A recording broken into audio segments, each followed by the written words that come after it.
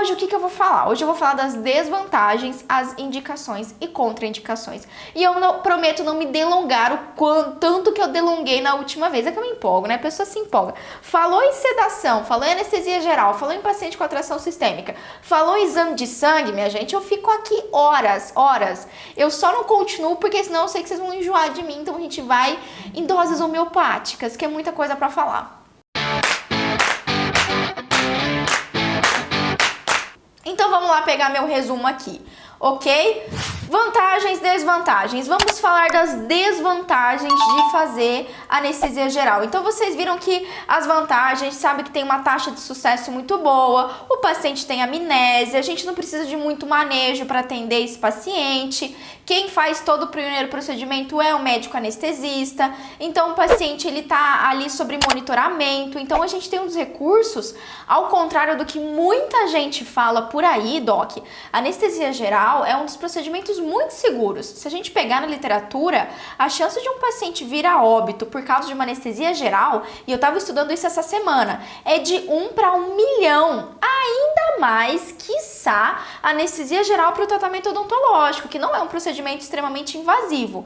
Então, ó, se você tem mais dúvidas sobre isso, conversa com seu colega buco que atende no hospital, que faz cirurgia ortognática, que faz cirurgia oral maior. Se você conversar com ele, você vai ver que, assim, é possível que ele já tenha feito várias cirurgias e, assim, ele nunca teve um caso de óbito durante esse procedimento. Então, realmente é um procedimento, se a gente parar para pensar, você está fazendo um procedimento odontológico numa situação de muito controle. Então, o paciente está monitorado, está no ambiente hospitalar. Então, qualquer coisa que ocorra, por exemplo, eu já tive situação que a gente iniciou o tratamento odontológico num paciente e ele teve reação alérgica à indução anestésica, né? Ao medicamento de indução anestésica. Se eu não me engano, foi o Propofol nessa situação. E aí, imediatamente, o médico anestesista já utilizou ali uma adrenalina EV, já fez a medicação de suporte de emergência para diminuir aquela reação alérgica aguda. Então você tem uma situação de muito controle mesmo.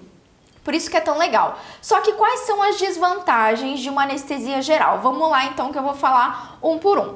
Bom, da mesma forma, doc, que é uma vantagem excelente pra gente, o paciente ele tá inconsciente, isso também é considerado uma desvantagem. Por quê, Pamela?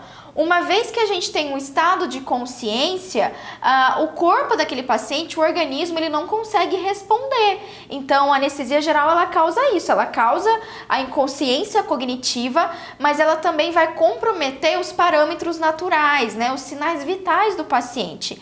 Então, consequentemente, existe, logicamente, um certo risco de fazer isso, tem que ser muito bem avaliado e planejado, e eu já vou falar para você o que é importante você pensar nesse planejamento, mas existe um risco mesmo desse estado, né? Do estado de inconsciência, do estado do paciente perder ali o reflexo de tosse, perder os reflexos primitivos. Então, a gente tem que estar consciente disso, isso é uma desvantagem, logicamente. Outra desvantagem, como eu já citei, é a perda desses reflexos protetores. Então, o paciente, por exemplo, ele não consegue tossir. Uma vez que o paciente não consegue tossir, não consegue ter esse reflexo, se a gente estiver fazendo um procedimento odontológico e não fazer um bom tamponamento da orofaringe, qualquer fragmento dental ou fragmento de cárie, ou mesmo um dente, extrair um dente, o paciente pode aspirar esse dente, pode aspirar sangue, pode aspirar saliva, aspirar água da caneta. Então, assim, por isso a gente tem que ter um cuidado na hora do procedimento odontológico. Se eu pretendo levar meu paciente para um atendimento sob anestesia geral, eu tenho que estar consciente que eu tenho que saber o que eu preciso adequar naquele momento, né? Apesar do anestesista fazer todo o preparo inicial, toda a asepsia, antisepsia, todo o tamponamento, colocar o tamponamento orofaríngeo, geralmente é o dentista que faz. Então você tem que ter realmente uma certa habilidade. Não recomendo, Doc, que você... é a primeira vez que eu quero levar um paciente para centro cirúrgico.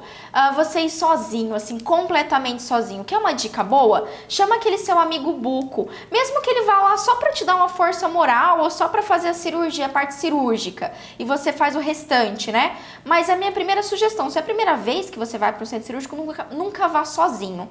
Sempre é necessário você ter mais um dentista ou pelo menos a sua auxiliar ter mais alguém com você que tem uma certa experiência no centro cirúrgico para você pegar essas pequenas coisinhas, né? Então, a minha vivência, as minhas primeiras vezes em centro cirúrgico, como eu disse, eu não sou buco, eu não faço cirurgia oral maior, mas eu faço atendimento sob anestesia geral em algumas circunstâncias, que eu já vou dizer para vocês quais são as indicações, né?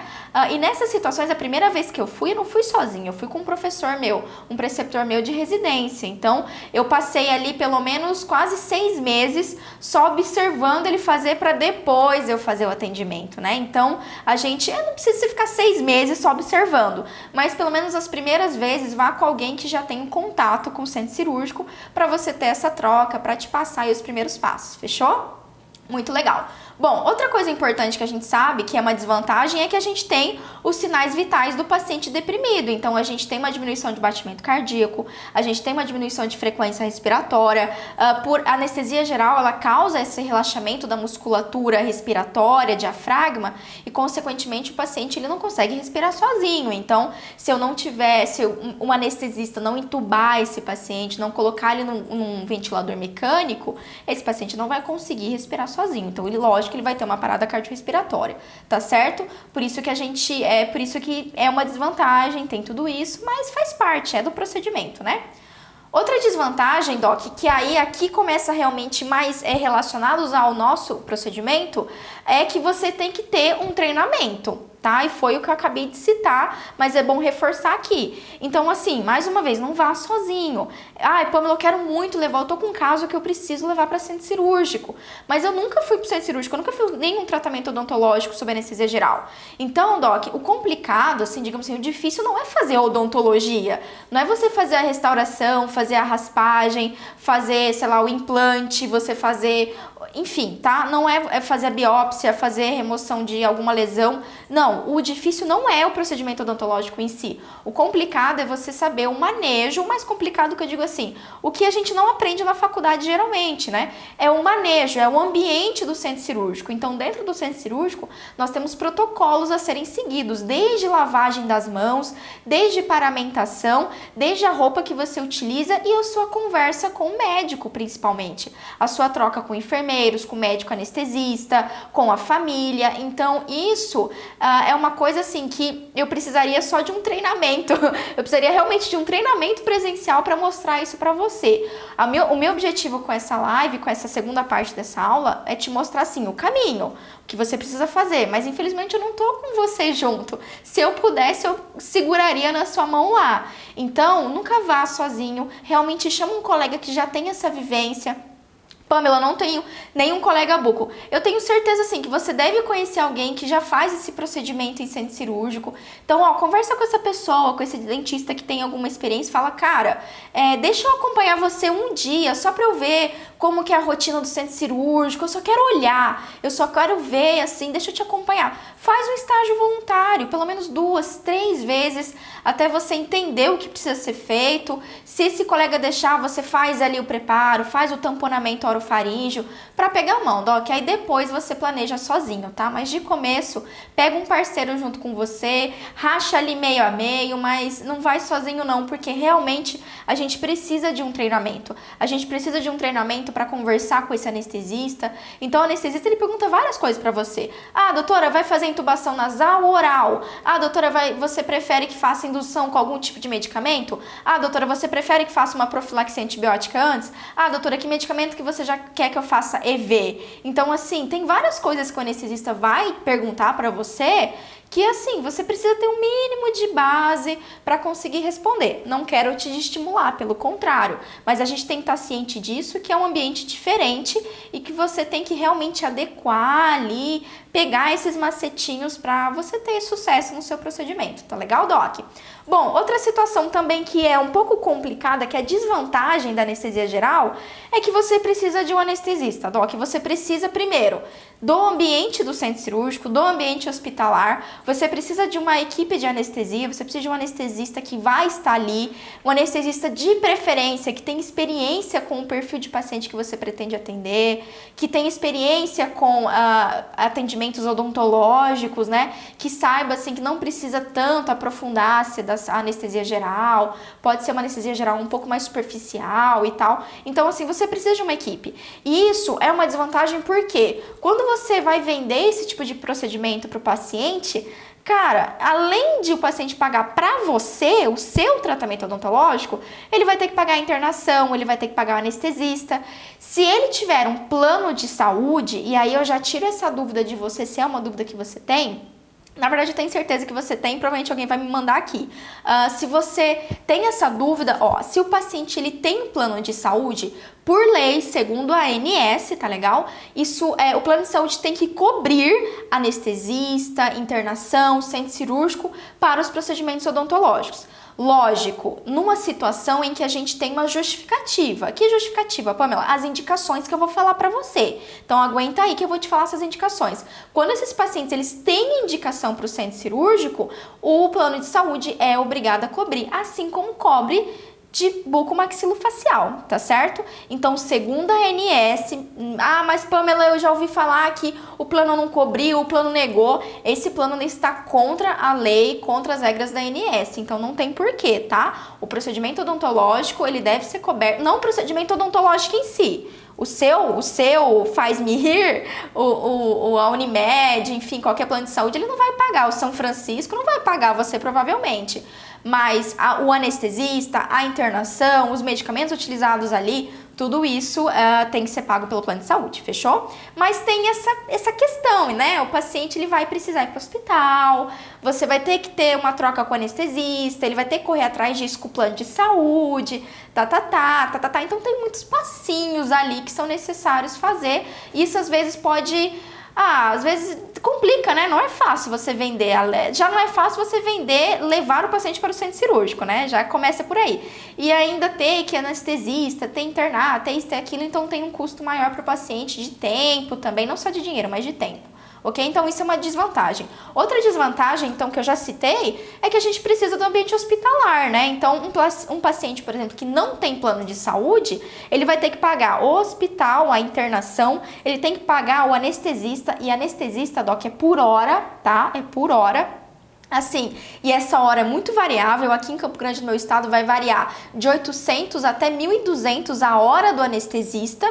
Então, isso vai variar bastante. A Paula, é isso, é hora, tá? É hora. Inclusive, quando a gente faz um procedimento em centro cirúrgico, Doc, você não fica ali 4, 5, 6 horas fazendo o tratamento odontológico. Primeiro que isso é muito arriscado, quanto mais tempo o paciente ficar sob ventilação mecânica, sob anestesia, mais difícil é o retorno dele, então mais sequelas ele vai ter, digamos, as sequelas, não posso dizer sequelas, mas quanto menos tempo ele passar, né, sobre intubação, sobre a ventilação mecânica e sobre efeitos dos medicamentos para anestesia geral, melhor para a saúde dele. Isso é lógico, é claro, né?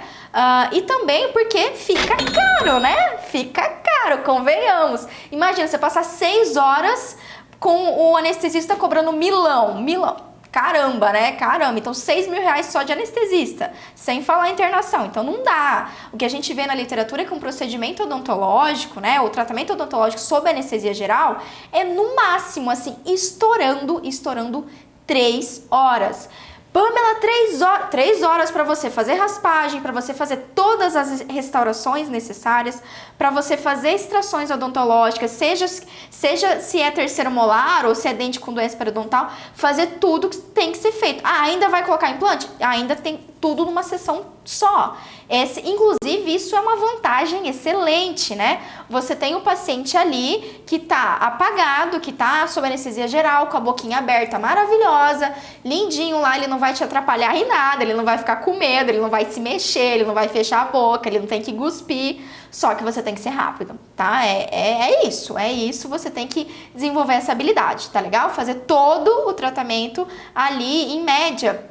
Eu, Pamela, e o que eu já vivenciei com outros colegas que fazem anestesia geral, é assim, um procedimento inteiro, 1h30, 2 horas. Nossa, 2 horas tem que ser um negócio muito complicado. Muito procedimento para chegar a 2 horas. E acredite se quiser, o mais demorado é a dentística. Ainda mais endo. Tem endo, né? Endo, então, nem se fala, tem que ser muito bem planejado para caber dentro desse horário. Outra situação também, né, Doc, a desvantagem da anestesia geral é que existe sim pode ocorrer complicações transoperatórias. Como eu citei para vocês, eu já vivenciei um paciente que teve uma resposta alérgica aguda, imediata, assim que a gente iniciou o tratamento odontológico. E foi por causa do medicamento indutor da anestesia, né? O primeiro medicamento que o anestesista utilizou. Mas poderia ser, por exemplo, do antibiótico. Você poderia fazer ali, né? Pedir para o médico já fazer uma profilaxia antibiótica com uma amoxicilina e o paciente desenvolver uma reação alérgica. Então, existem sim situações ali, o paciente pode se saturar, o paciente pode acordar no meio do procedimento, é raro, mas acontece. Então, assim, tem várias situações que aí não é, que fique claro, não é assim sua responsabilidade, isso é responsabilidade do anestesiologista, do anestesista, vulgo anestesista, né? É ele que vai manejar o paciente, mas pode sim ter uma intercorrência. Inclusive, antes de você levar para qualquer anestesia geral, o familiar desse paciente, o próprio paciente, dependendo, né? Geralmente é o familiar, ele tem que assinar um termo uma declaração ciente que sim, o paciente corre risco de óbito. É raro? É raro, obviamente que é. Mas sim, tem um risco, sempre tem um risco, né, Doc? Sempre tem, ok? Outra situação também que pode acontecer são complicações pós-anestésicas, né? Então, por isso que a gente tem que falar que eu já citei, inclusive na primeira parte dessa live, que você tem que fazer anestesia local nesse paciente, mesmo que ele esteja sob sedação geral, ok? Outra coisa também um pouco complicada, especialmente se você vai atender paciente infantil, né, pediátrico, ou pacientes com necessidades especiais, é que, gente, para anestesia geral precisa de jejum, pelo menos 6 horas de jejum. Então, ó, já vai a minha outra dica aqui para você. Marque procedimentos odontológicos para de manhã bem cedo, tá? Marque para 7 da manhã iniciar o procedimento odontológico. Por quê, Doc? Imagina aquele pequenininho lá de 5 anos, uma criança de 5, 6 anos, uma criança que pode ser uma criança autista, que pode ter algum tipo de comprometimento cognitivo, tá certo? E ela ficar ali da noite anterior, né? Tipo, da noite anterior até, sei lá, meio-dia, 3 da tarde, para iniciar o procedimento odontológico, todo esse tempo em jejum, gente, a criança vai ficar muito irritada, né? Então, a gente tem que evitar isso, de preferência, se você puder, você sempre agende esse tipo de procedimentos na parte da manhã, vai ser mais benéfico para o seu paciente. Porque tem todo esse jejum, tem todo o preparo, então, prepara para qualquer tipo de cirurgia sob anestesia geral, tá certo, Doc? E outra situação também, que digamos assim, é mais um passo que você tem que ter para levar o seu paciente para anestesia, e isso acaba sendo uma desvantagem, sim, especialmente comercialmente, é que esse paciente ele vai precisar do risco cirúrgico, basicamente. Como assim risco cirúrgico, Pamela? Antes de qualquer pessoa passar por anestesia geral, ele precisa passar por uma avaliação com um cardiologista ou pelo menos com o anestesista que vai fazer a anestesia, que vai acompanhar o procedimento, Doc. Por quê? O médico ele vai pedir uma série de exames, desde exames laboratoriais, exames de sangue, até raio-x de tórax, às vezes ele pede eletrocardiograma. Por quê? Preferencialmente o cardiologista, tá? Se você for encaminhar, preferencialmente o cardiologista. Porque o cardiologista ele vai analisar esses parâmetros e vai dar um risco para o seu paciente, um risco do paciente passar pela anestesia geral. Geralmente é utilizado a escala do ASA, né? Talvez você já tenha ouvido falar. Então ele vai classificar o seu paciente como ASA 1, ASA 2, ASA 3 e dependendo dessa classificação, é exatamente essa avaliação médica inicial que vai liberar ou contraindicar o procedimento sob anestesia geral. Então, se você vai fazer num paciente que não tem nenhuma alteração de saúde ou se você vai fazer num paciente com comprometimento sistêmico, tem que ser realizado o risco cirúrgico. Então, além desse paciente ter que ir lá no plano de saúde, liberar, ele vai ter que passar por uma avaliação médica, preferencialmente do cardiologista. Pode ser do pediatra? Pode ser do pediatra. Pode ser do anestesista? Pode ser do anestesista. O ideal, assim, o padrão ouro, é ele passar pelo cardiologista e pelo anestesista. Passar por essas duas avaliações. Então, assim, tem todo isso, né? Então, é massa. Cara, a anestesia é legal, mas você tem todo um ciclo, tem todo um caminho para você levar. Pamela, mesmo assim, vale a pena? Dá para vender? Doc, lógico que dá. Você consegue vender, você é indicado e se for necessário fazer tudo isso, faça. E assim, as famílias, elas são bem conscientes. Algumas famílias sabem que não tem outro recurso, tá? Então tem que ser feito mesmo. Bom, uma vez que você entendeu vantagens, desvantagens e tudo mais, vamos lá para indicação e contraindicação? Então anota aí, Doc, as indicações, que tipo de paciente você pode oferecer esse serviço, você pode levar, fazer o tratamento odontológico sobre anestesia geral. A primeira situação, e é uma muito importante, tá? Inclusive eu super recomendo, mega recomendo, são pacientes com ansiedade ou medo extremo. Então aquele paciente com odontofobia, Doc. Só que tem um parêntese aqui também antes de você. Antes de você pensar em levar para anestesia geral um paciente que tem muita ansiedade, que tem medo extremo, você já tem que ter tentado fazer uma sedação leve no consultório. Então eu sugiro você começar por aí, tá? Às vezes, Doc, só você utilizar um ansiolítico, um benzodiazepínico com esse paciente, você já vai ter esse efeito que precisa, né? Você já vai ter essa diminuição de ansiedade, você já vai ter uma situação de hipnose. Então pode ser que só com isso você já resolva. E você não precisa levar o paciente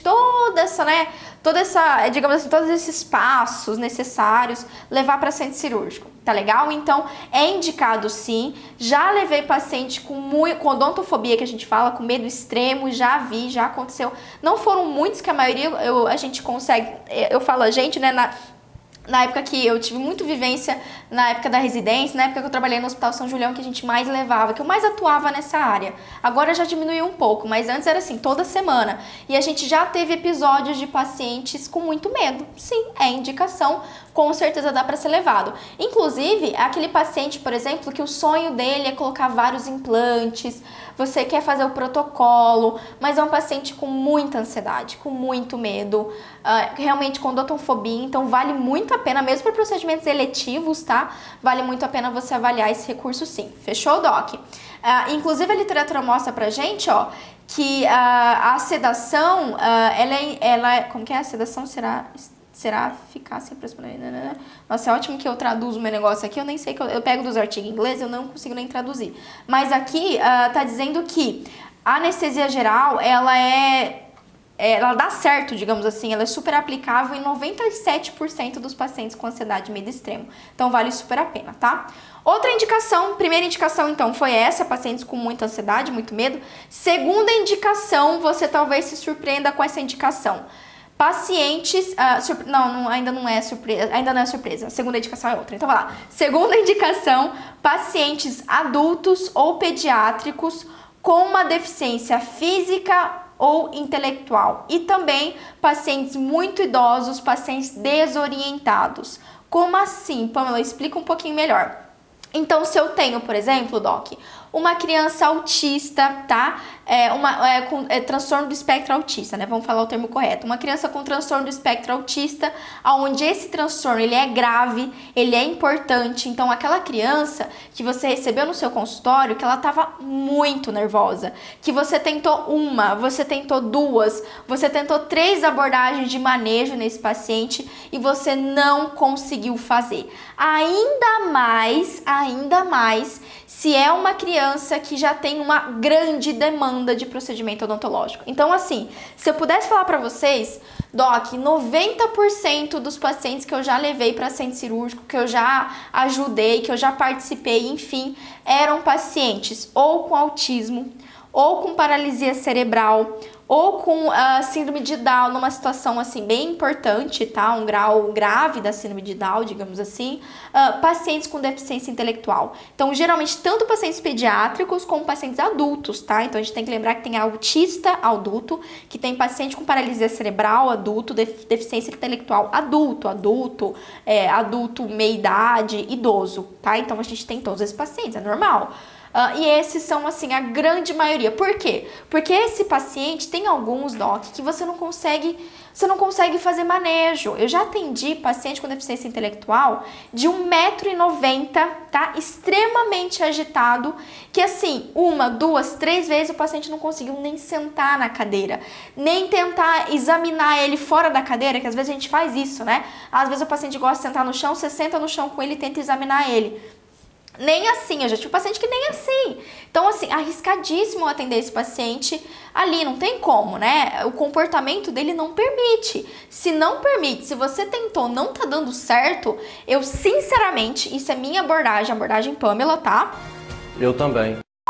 Eu sinceramente prefiro levar esse paciente para anestesia geral do que ter que fazer uma contenção física. Eu falo assim, isso é prática minha. Eu, Pamela, tá? Não sou odontopediatra, tudo bem? Mas eu, Pamela, na minha abordagem, especialmente pacientes com necessidades especiais, Doc, tem hora que não adianta, mas eu vou fazer o falar, mostrar, fazer, eu vou utilizar isso, eu vou utilizar aquilo, eu vou usar bichinho, eu vou usar desenho. Doc, tem hora que não tem como, não dá, não resolve isso. Não resolveu, é indicado? É indicado, eu super defendo. É mais seguro para você atender e é mais seguro para o paciente. Imagina você fazer contenção de um rapaz de 1,90 m, de 20 anos com deficiência intelectual, extremamente agitado? Impossível, eu contraindico. Eu, Pamela, contraindico. Então, assim, é muito mais seguro você fazer em ambiente hospitalar sob anestesia geral. Extremamente mais seguro, tá legal? Então, esse é perfil. Paciente senis do tipo, paciente idoso, né? Paciente com mal de Parkinson, paciente com Alzheimer, já tive bastante paciente assim, que a gente já tem um comprometimento cognitivo, um paciente agitado, que não colabora. Geralmente é o paciente que já tá ali com bruxismo importante, doença periodontal. Então, assim, você quer resolver? Quer resolver mesmo? Isso, inclusive, isso é minha abordagem também, tá? Eu vou dizer muito a minha experiência, tá, Doc? É o que eu faço, é o que eu acredito e também é embasado na literatura. Então, assim, eu já vi muitas vezes chegar pra mim no hospital que eu atendia paciente com PNE, né? Muitas vezes assim, é a dentista, mas ele ia sempre na dentista. Aí o dentista faz um flúor, o dentista tenta remediar, mas sabe que tipo, tenta, mas não adianta. Então, se for pra você não resolver, se não for pra você fazer uma restauração que seja decente, pra fazer um procedimento que seja bem feito, uma raspagem bem feita, o que adianta você ficar tentando, se nunca você vai ser resolutivo? Então, se você quer ser resolutivo e é um paciente nessa circunstância, leva para anestesia geral, Doc. Pronto, não tem. Resolve, vai ser uma vez que ele vai, passou pela avaliação médica, o médico liberou, manda ver, faz tudo que tem que fazer, não deixa nada duvidoso e manda ver que vai ser muito mais resolutivo, vai resolver muito mais situações. Não foi uma, não foi duas, não foi 3 vezes que a gente vivenciou o depoimento dos familiares que depois que aquela criança, aquele paciente com deficiência intelectual, paralisia, autismo, depois que passou pelo tratamento odontológico, não ficou mais violento, não ficou mais agressivo. Então, se você já vivenciou esse tipo de paciente, um paciente com necessidade especial, especialmente esse que eu citei, muitos deles ficam agressivos, ficam nervosos, né? Estão ali se automutilando porque eles estão com dor, estão com infecção. E não vai adiantar você fazer profilaxiazinha, fazer fluorzinho, não, Doc. Você tem que resolver, tem que controlar a infecção, tem que fazer endo, tem que drenar abscesso, tem que extrair às vezes. Então, quer ser resolutivo? Não tenha medo. Não tenha medo. Se você tá vendo que seu tratamento, a sua abordagem não tá dando certo, centro cirúrgico, anestesia geral, tá? Se você discordar de mim, não tem problema. Estamos aqui para aprender juntos, mas essa é a minha opinião. Fechou? Terceira situação, e essa daqui vai te surpreender um pouco, tá? Terceira indicação de anestesia geral. Paciente em tenridade, paciente pediátrico e paciente odonto bebê, tá? Bebês e crianças, especialmente crianças menores de 5 anos. Quantas vezes, especialmente se você trabalha no SUS, Doc, você não pegou uma criança de 1 ano, 2 anos, com todos os dentes cariados? Às vezes uma criança que mora no interior, que mora na fazenda, que mora numa população ribeirinha, que para ela vir para o atendimento, olha essa situação, fala para mim se você não indicaria. Uma pessoa que mora, sei lá, 50, 100 quilômetros da cidade que você atende, uma família humilde, e aí você olha para aquela boca daquela criança e tá nessa condição, cárie em todos os dentes.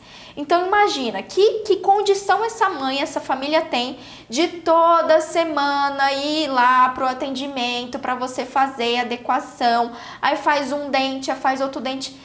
Docs, eu já trabalhei no SUS, tinha paciente meu que não tinha dinheiro para pegar a condução, não tinha dinheiro para pegar o ônibus lá na fazenda e trazer os filhos. Então, Pensa bem, não vale muito mais a pena você pegar essa criança pequenininha ali, levar para um centro cirúrgico e fazer tudo de uma vez, tá? A não ser que você consiga fazer tudo de uma vez, mesmo no consultório, beleza, mas a gente tem sim essa indicação. E aqui, ó, inclusive, tem uma indicação mais específica, presta muita atenção, tá? Anestesia geral pediátrica. Paciente saudável, incapaz de cooperar com o procedimento depois que todo o arsenal convencional foi esgotado, foi utilizado, ou paciente sistemicamente comprometido, incapaz de tolerar todos os procedimentos odontológicos rotineiros. E também posso dizer para você, é um paciente com alta demanda de procedimento odontológico, é um paciente que está numa população de difícil acesso ao atendimento odontológico. Pense bem, ainda mais se você trabalha no SUS, corra atrás. A época que eu trabalhei no CEL, aqui no interior do meu estado, até o último minuto que eu trabalhei lá, eu pisei o pé para conseguir levar os meus pacientes para centro cirúrgico. Só que a gente não teve muita colaboração do hospital dessa região. Mas eu tentei até meu último minuto, porque eu sabia que eu seria muito mais resolutiva, tá? Então, guarda aí essa indicação que também é importante.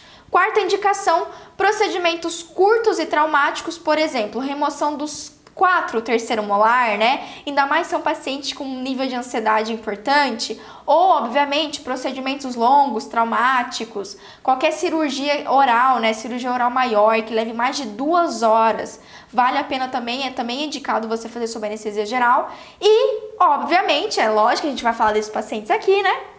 Pacientes sistemicamente comprometidos, então pacientes com alterações de saúde, ASA 1 ou ASA 2, que precisam de suporte médico para o tratamento odontológico, tá? Então imagina que você pegou ali um paciente cardiopata, um paciente com alta demanda de procedimentos, é um paciente que foi para o cardiologista, é um paciente ASA 2, dependendo até alguns pacientes ASA 3. Só que assim, para eu fazer esse procedimento com segurança, eu preciso ter um suporte médico, né? Então, dependendo, Doc, você pode inclusive levar esse paciente para o centro cirúrgico, mas assim, fazer uma sedação leve ali no ambiente do centro cirúrgico. Então, se esse paciente descompensar, se esse paciente rebaixa, enfim, acontecer qualquer coisa com esse paciente, você está no ambiente cirúrgico. Então, em 2 minutos, o anestesista consegue entubar e fazer ventilação nesse paciente. Tudo bem? Vale a pena também, é um recurso. Inclusive, isso acontece bastante no ambiente hospitalar, né? Eu tenho um paciente que está em enfermaria,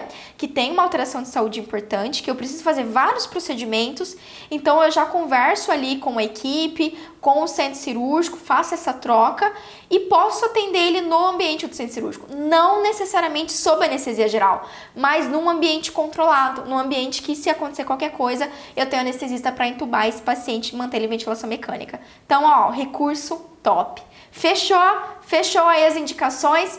Muito massa. Então, para finalizar, agora que você sabe as desvantagens e as indicações, já sabe qual que é o perfil de paciente que você pode levar, e agora eu quero te falar quais são as contraindicações.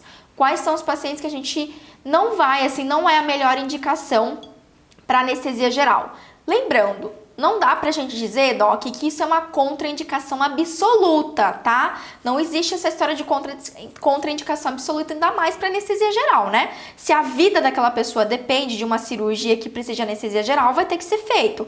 Só que aqui, esse tipo de paciente, eu vou te falar, esse daqui vai ter que ter uma avaliação médica muito delicada, tá legal? Então, eles não são os mais indicados. Esse daqui é aquela contraindicação que você tem que conversar, tem que ser muito bem planejado, não só com cardiologista, não só com anestesista, mas com uma equipe multiprofissional mesmo, bem maior do que isso. Então, vamos lá. Primeira coisa que é contraindicado, tá?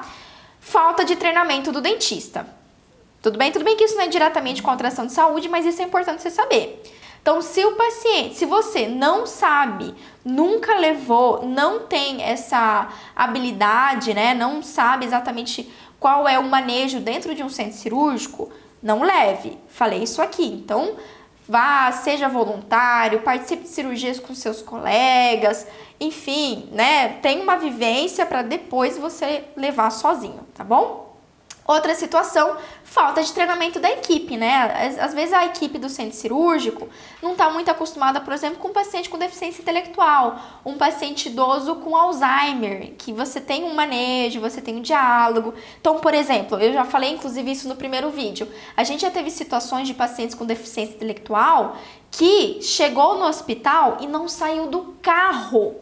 Não saiu do carro. Então, se for um anestesista que não está acostumado com aquilo, ele vai cancelar o procedimento e aquela palavra com F, sabe? Infelizmente, alguns têm essa abordagem. Agora, se é um anestesista que tem experiência com isso, e dentro das equipes de anestesistas, geralmente tem aquele que tem um pouco mais de experiência, com procedimentos odontológicos, inclusive, esse anestesista faz o quê? Isso eu vi anestesista sair do centro cirúrgico, ir lá no carro e fazer o medicamento indutor no carro. O paciente já apagar no carro, ser colocado numa maca para depois entrar no centro cirúrgico. Então isso depende assim muito do profissional. É verdade. Quer dizer, às vezes não. Tá certo? Outra situação também, que é contraindicação se eu não tenho um hospital com suporte, como eu falei. Não adianta, mas o anestesista vem no meu consultório. Não, isso não existe, tá certo? Para anestesia geral, não. Tem que ser no ambiente centro cirúrgico, no ambiente hospitalar e tem que ter os mínimos recursos para você atender, ok? Agora, situações, contraindicações que são, Doc, sistêmicas mesmo, tá? Alterações de saúde. Então, vamos lá. Primeira, a quarta, na verdade, contraindicação, pacientes com histórico de poliomielite cujos músculos torácicos tenham sido comprometidos. Então, por quê? Porque esse é um paciente que, às vezes, mesmo entubado, a ventilação mecânica não vai conseguir manter o paciente. Por isso que esse é um paciente que tem que ser discutido com a equipe.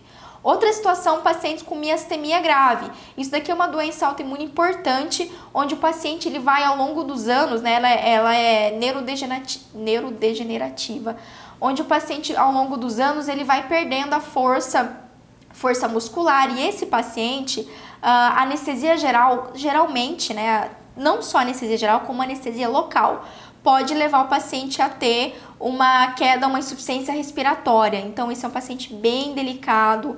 Os relatos de óbito em centro cirúrgico estão relacionados com esse perfil de paciente, por isso que a gente tem que ter cuidado nesses casos, tá legal? Outra situação é quando eu tenho um paciente com uma insuficiência cardíaca ou com uma insuficiência pulmonar muito grave, muito grave. Então, é outra, digamos assim, contraindicação, tá legal? Pacientes obesos, principalmente pacientes que têm um pescocinho muito curto, que o anestesista não vai conseguir intubar ou vai ter uma intubação com muita dificuldade. Então, também são situações que tem aquela contraindicação, tem que ser avaliado com cautela. E pacientes com histórico de hipertermia maligna. O que é isso? Isso é uma doença onde o paciente ele tem uma febre, febre acima de 40 graus. Nessa situação também é um paciente que pode desestabilizar muito rápido e também seria uma contraindicação. Mais uma vez, não dá pra dizer que isso daqui é uma contraindicação absoluta, tá bom, Doc? Nenhuma dessas patologias. Porque se for necessário para a vida do paciente, para a vida dele, tem que ser feito, não tem que fazer. Só que aqui tem que ter muito cuidado, muito planejamento, tem que ser muito bem discutido antes de você levar e antes de você indicar anestesia geral. Fechou? E é isso, Doc! Essa é a segunda parte da nossa live sobre anestesia geral.